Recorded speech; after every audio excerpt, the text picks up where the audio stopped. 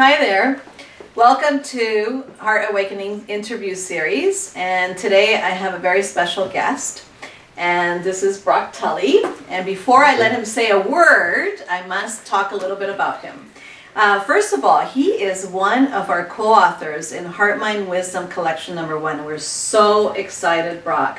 We have just launched this book, and I know that if you're getting this interview series, you have received the book. So please read Brock's story. It's amazing, and he's going to share some of his thoughts with all of us today as well. But not only that, but he is also the author of the Reflections series, and he has, we only have 4 of them. There's actually 5, right, Brock? But we have 4 here, and they're fabulous. And what I just learned about Brock, even though I've known him for over 3 years, what I learned is that the calligraphy in the book is his. He has done all the calligraphy in all 4 books. So I'm very impressed, Brock. Thank you. So welcome to our show. We're so happy to have you here. It's great to be here. Yes. And one of the things we want to talk about, I know that you're Mr. Kindness. You're well, very that's important. not quite true. No? Did I get that wrong? Yes, I would say I'm more, hopefully, like more of a kindness ambassador. I want to see a kinder world, but I'm not always very kind. Yes. I just want to see a kinder world so people are nicer to me. Oh, that's good. Yes, because if you're kind to people, then people are kind to yes, you. And kindness begins with ourselves. So exactly, and we truly believe that as well. So thank you for correcting me. And we want to be kindness ambassadors too. You guys are amazing. Thank you, Brock. Thank you so much.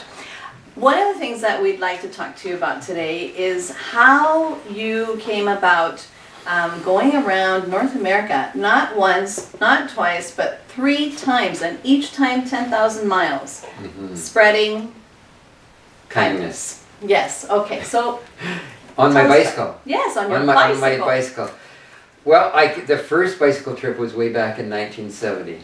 And the reason I did that was I was very disconnected from my heart at the time. I was at university playing football at UBC. And everybody saw me as this really happy-go-lucky guy. I was drinking a lot and drugs and different things, but inside I was really hurting. And I thought, wow, what's the point of life? Is it to go, phew, I made it without anybody knowing me, because inside I was very, very depressed. And what I did was I jumped on my bicycle.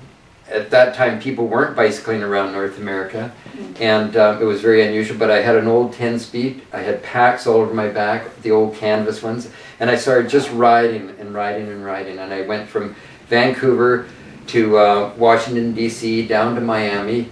Then I went down all through the southern states, which was scary in 1970, the Vietnam War and the racial riots, and the Vietnam War was on at that time, and the black-white situation. So, and then I went all through Mexico, and I just rode and rode, and up to that point I'd never written anything, and out of it came my little reflection works. And then out of it came my very first thought, which was, I'd rather be seen for who I am and be alone than be accepted for someone I'm not and be lonely.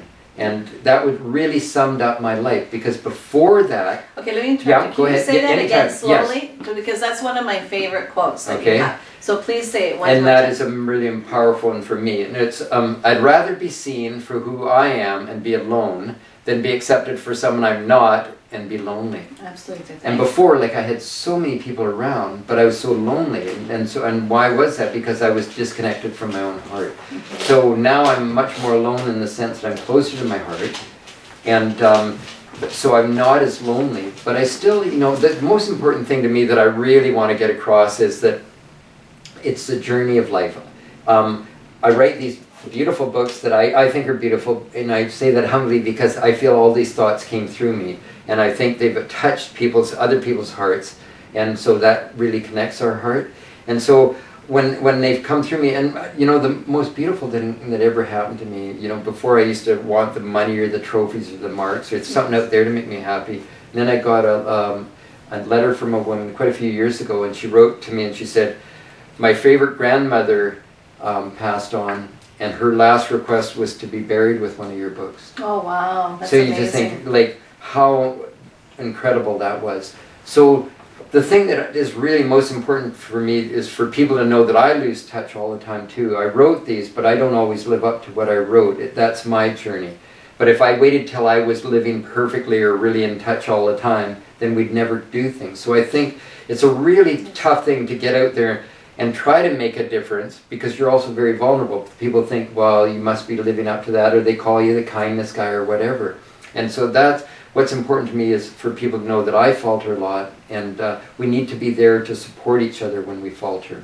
Yes, yes, that's very true. And thank you for sharing that, Brock. Now I know that you're one of the founders of, or the founder of the World Kindness Concert. I founded the World Kindness Concert, yes. and I founded the Kindness Foundation, or co-founded the Kindness Foundation of Canada, and co-founded Kindness Rocks, which is a great rock show in schools to prevent the bullying and abuse of nature and animals. But the World Kindness Concert was something I started because I really wanted to send out a message. It wasn't a fundraiser so much as it was to raise awareness for the importance of a kinder world.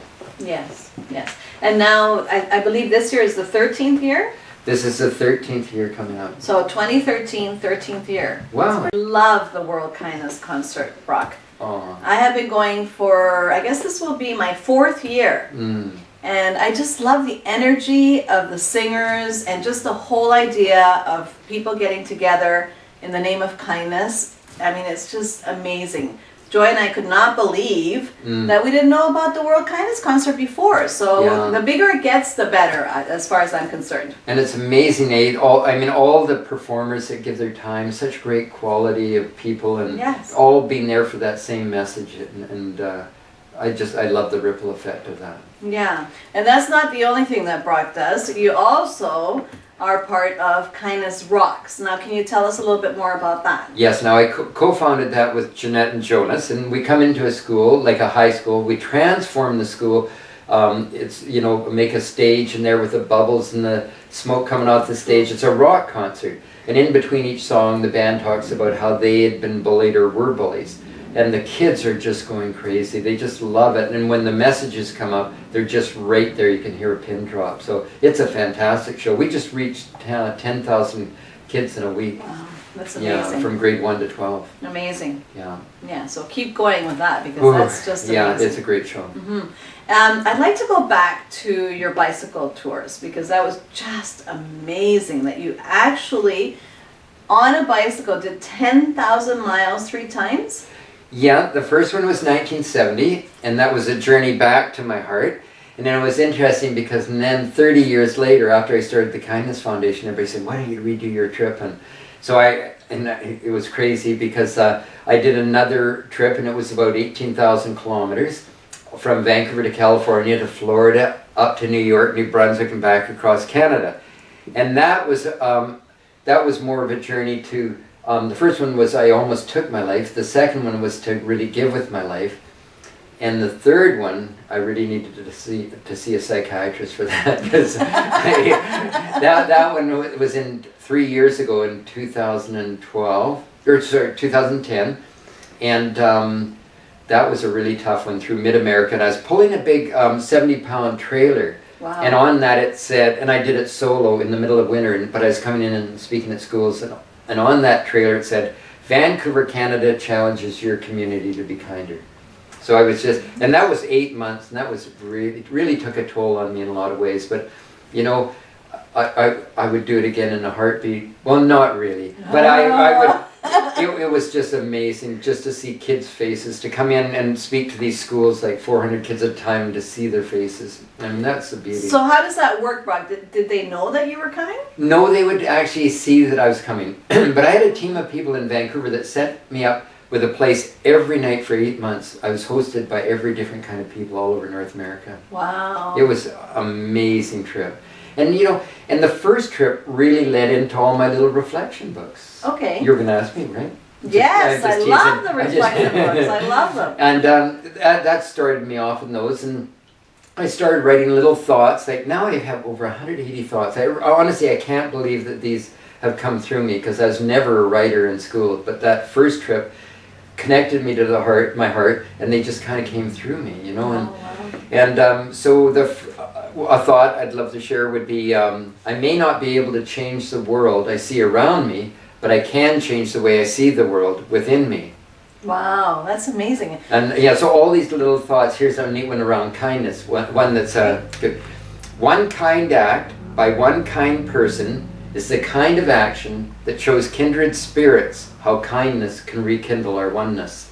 That's amazing that you remember how the whole quote.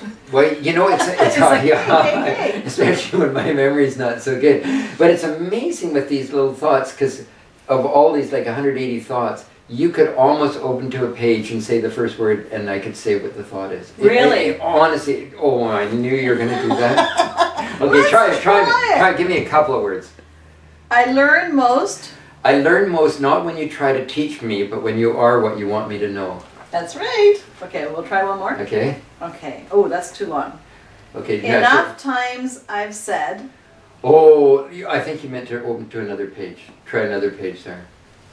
Just kidding. I can't remember that. I know the one. Yeah, I'm not. Yeah, I know that one. But enough times I've said I love you, but I am taking. Am I taking the time to love you enough? Wow. Yes. Yeah.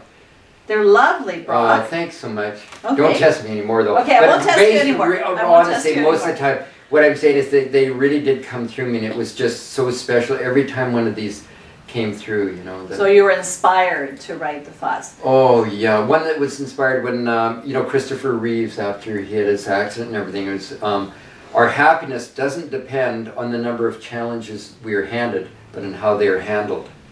So, you know, we can either feel like a victim or it's an opportunity to grow. Yeah. So every one of these thoughts comes from something that really, you know, really means a lot to me, and I think to other people, because I think when we write from our heart, it connects all of our hearts. So yes, and I love the way that they go, because you sort of start. They're almost circular. Yeah. Yes. Yeah. Yeah. It's I just kind of play with words in a way, or the way they come through me. A word will be in a superficial way or in a deep way, and I love that. Yes. What, So tell me the process. Did you have a piece of paper and pen while you were riding your bike, or was it at night when you were reflecting that these came through, or how did that work? You know, it's interesting because I used to long distance run as well as the bicycling, and they would all come when I was doing that. I'd go off into a meditative state, and they would just kind of come through me, almost just like that. Very few of my little thoughts did I have to sit and work at. And one that I'm just doing right now, and it's an interesting one because I had to really work on it, because I love that thing about, I see so many people, especially where I live in the West End, that are in a place of indecision. They're stuck, and I really see so much depression around North America. You know, it's unbelievable. The drugs and different things are epidemic, that we're numbing ourselves, and so I see people's indecision all the time, and I always think about it that there's no wrong decision. You know, because you learn from every time you do something. So yes. Just working on it last night, but really all of them have come through me like that, where I would just be running, and I'd have to literally run into a store, and I'd say, do you have a piece of paper and a pen? I've got to write this down, and I'd write it down, and that's how it came. Oh, wonderful. Yeah, so that's great. I'm just so happy that they've come through me like that, though. So you keep writing them? I keep writing them, but you know, it's really slowed down. I honestly have very few little thoughts left, because I can't run now because of my knee. I can't run my hip. I've had it both replaced, and so I find that I'm not being able to do that so much. But I'm happy with all that I've written. I don't feel like I need to write anymore.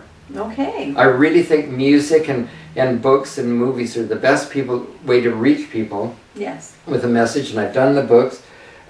You know, I'm doing the music with the World Kindness Concert, and I'd like to do a film, and it might be a brockumentary. A brockumentary. But it wouldn't be about me, but it would be what I see through my eyes on the bike trips about people. To, you know, like that's what I'd like. What I see. So if you could say one thing that you learned about people through your trips, what would it be? You know, I think the one thing that I've learned is really a simple message, and I love whoever said it. They said, the only thing that gives our life meaning is to know that when we walk into the room, somebody's eyes will light up. Oh, that's beautiful. And you know, I think we we lose that now. People are on the computer and doing different things, and we're very disconnected as communities all around North America. That's what people's hearts are dying, I think, from a lack of community. And a friend of mine, she said it so beautifully when she was 14. This is my favorite thought, even though I've written all these thoughts, but I love this one. She said to me, Brock, you know that beautiful thought, live each day as if it's your last? Well, she said to me, Brock, wouldn't it be beautiful if everybody would live each day as if it's everybody they meet's last day? Oh, okay. Isn't that neat? So instead of always about me, like what would I do or whatever, it's really about every time you pass somebody on the street, you think this might be their last day. And then by just saying a warm hello, you know, is the greatest thing. I think that's what kindness is all about. That's It's beautiful. those very simple That's things. beautiful. So thank you so much for having me. Oh, Brock, And I'm so glad when I you came. find out the exact thought about indecision, I'll let you know. Okay. But you got the idea of it, that Yes. indecision is what's killing us, I think. So thank you so much to Brock. We really appreciate you coming on the series. And where can we get your books, Brock? You can get them at stores, you can order them, you can contact me through my website, brocktully.com, and there's no E in Tully, and if you take the T out of Tully, it's broccoli. So isn't that neat? Broccoli. Perfect. That's So the way to remember brocktully.com. it. Yes. Yeah, and that's how people can get a hold of me. Okay. Thank you so much. Thank You're the you. greatest Thank interviewer. you very much. You're the Thank best. You. Thanks. Thank you. Bye.